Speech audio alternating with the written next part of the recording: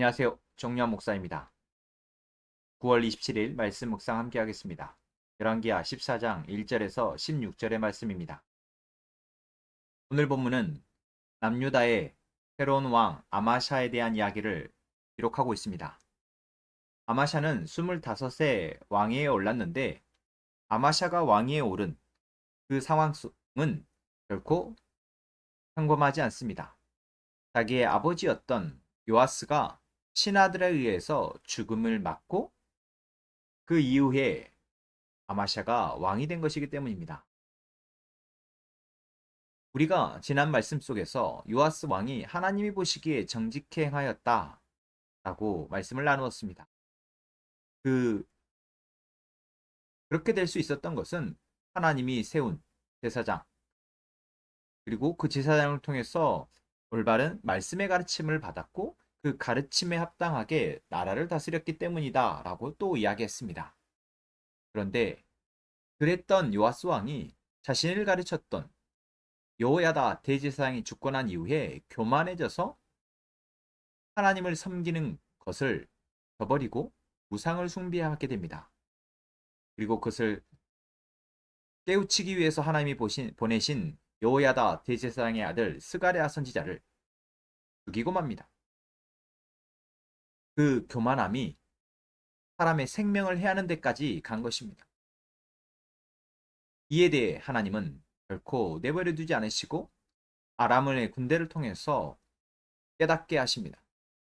그 전쟁에서 요아스 왕은 패하고 부상을 입게 되었고, 그러한 왕이 약해지는 그 시기에 여호야다 대제사장이 죽은 이후 그 아들을 스가랴 선지자를 죽인 왕의 어떤 실책을 명분 삼아 신하들이 왕을 죽인 것입니다.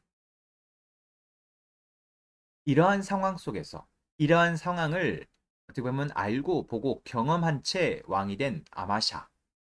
그 아마샤는 왕이 되자마자 자신의 아버지를 죽인 신하들을 처형합니다. 그리고 오늘 본문 속에서 나온 것처럼 25세의 왕이 된 아마샤는 29년 동안 통치를 하는데, 그 통치에 대한 성경적의 평가는 주님이 보시기에 올바른 일을 했다라는 것입니다. 하지만 그 올바른 일을 했다라는 평가 뒤에 단서가 붙는데, 그의 조상 다윗만큼은 하지 못하였다라는 것이죠. 아버지 요아스가 한 것만큼 하였다. 참 이러한 비교법이 우리는 어떠한 것을 말하는지, 그 평가가 어떠했는지 잘 알기가 어렵습니다. 그런데 중요한 것은 아버지만큼 했다라는 것. 결국 아버지 요아스가 어린 시절에 왕이 되어서 하나님의 가르침을 받고 이제 왕으로서의 그 역할을 감당하는 것을 아들이 보고 배우고 자랐다라는 것이죠. 그래서 아버지가 하나님을 섬기고 하나님의 말씀에 따라서 백성들을 가르쳤던 것만큼 아마샤도 그러한 통치를 하는 왕이었음을 우리는 알게 됩니다. 또한 아버지가 말년에 하나님의 법을 벗어나 우상을 숭배하였고, 더 나아가서 하나님의 선지자를 죽이는 것까지 아마샤가 보게 되는데, 이러한 아버지의 교만함과 어리석음, 이것을 아마샤도 그대로 답습한다라는 것입니다. 오늘 본문은 바로 그러한 아마샤의 잘했던 것과 잘못했던 것들을 기록하고 있습니다. 아마샤가 잘했던 것은 하나님의 말씀에 따라서 자신의 아버지를 살해한 신하들을 처형하면서도 그 신하들의 자녀는 죽이지 않은 것입니다. 하나님의 율법에 아버지의 죄를 자녀에게 묻지 말라라는 말씀이 있었기에 그 율법대로 행했다라는 것이죠.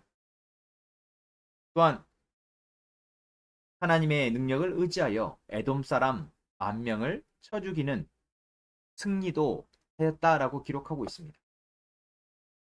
그러나 여기까지가 아마샤의 하나님 보시기에 정직히 행한, 하나님의 말씀대로 행한 업적입니다. 그렇다면 교만한 부분 무엇입니까? 바로 자신이 에돔과의 전쟁에서 승리한 것을 너무 자만한 나머지 그 승리가 자신에 의해서 된 것처럼 생각하여서 북이스라엘의 여호아스 왕, 당시의 왕이었던 여호아스 왕에게 사람을 보내요. 우리 함께 서로 만나서 힘을 겨뤄보자, 서로 싸워보자 고 제안했다라는 것입니다. 너무 황당한 제안입니다.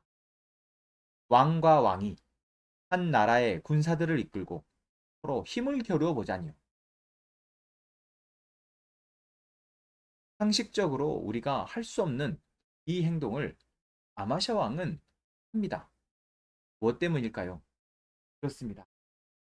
자신으로 하여금 승리하게 하신 그 하나님의 힘을 자기를 과시하는 데 사용하려 하는 것입니다.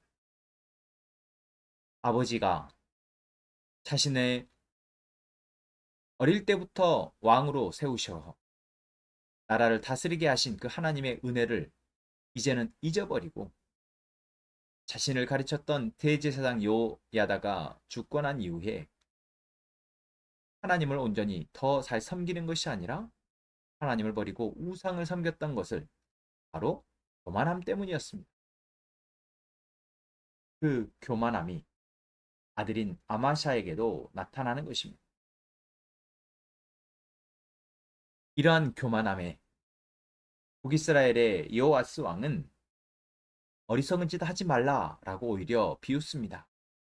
그러나 끝까지 아마샤 왕이 고집하자 결국 올라와서 전쟁하여 아마샤 왕과 남유다의 굴욕적인 패배를 안겨줍니다. 오늘은 이 말씀 속에서 우리가 하나님이 하나님의 백성들에게 하나님의 자녀들에게 은혜를 베푸실 때 그 은혜가 무엇을 위한 은혜인지 우리가 잊지 말아야 함을 말해줍니다. 왕에게 은혜를 베풀었습니다. 왕이 되게 하였고 전쟁에서 승리하게 하였습니다. 백성을 잘 다스릴 수 있는 지혜를 주었습니다. 그 모든 은사가 무엇을 위함입니까? 하나님의 공동체를 바로 세우고 하나님의 공동체가 하나님의 은혜 아래 살아가도록 하기 위한 은사입니다. 하나님의 은혜입니다.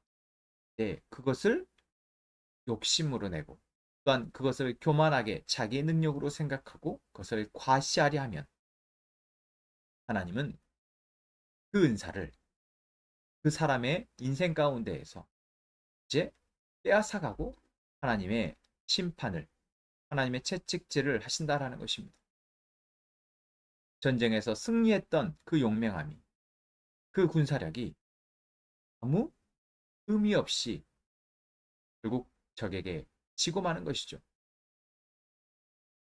오늘 본문이 우리에게는 우리는 하나님의 주시는 그 은혜들을 감사히 여기고 정말 하나님의 뜻에 합당하게 사용하고 있는지 교만하지 않고 겸손하게 오늘 우리에게 맡긴 역할을 감당하는 데 사용하고 있는지 생각하게 합니다. 하나님이 우리에게 승리하게 하신다면 그 승리는 하나님이 구원하시고자 하는 모든 사람들을 위한 승리입니다.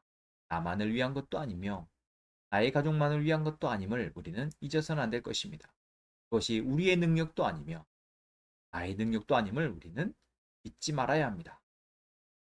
그것을 잊게 되면 우리는 그 대가를 치르게 됩니다. 하나님이 오늘 우리에게 하루를 살게 하십니다. 그 하루를 살아가는 은혜가 하나님이 거저 주시는 은혜임을 기억하고 그 은혜에 반응하여 우리에게 주신 은사를 사용하여 살아가는 저희가 되기를 원합니다. 그 은사를 통해서 가정을 바로 세우고 교회를 바로 세우며 우리가 머물고 있는 우리의 직장, 우리의 학교를 밝히는데 사용하는 저희가 되기를 소망합니다. 기도하겠습니다. 하나님, 오늘도 우리는 우리에게 주어진 하루를 살아갑니다. 이 하루 속에서 우리가 하나님이 주시는 은혜와 그 은사를 잘 바르게 사용하게 하여 주옵소서. 그 은혜가 우리에게 교만함으로 다가오지 않도록 주님 우리를 깨우쳐 주옵소서. 하나님이 우리에게 맡기신 사명을 잘 감당하는 저희가 되게 하여 주옵소서. 예수님의 이름으로 기도합니다. 아멘.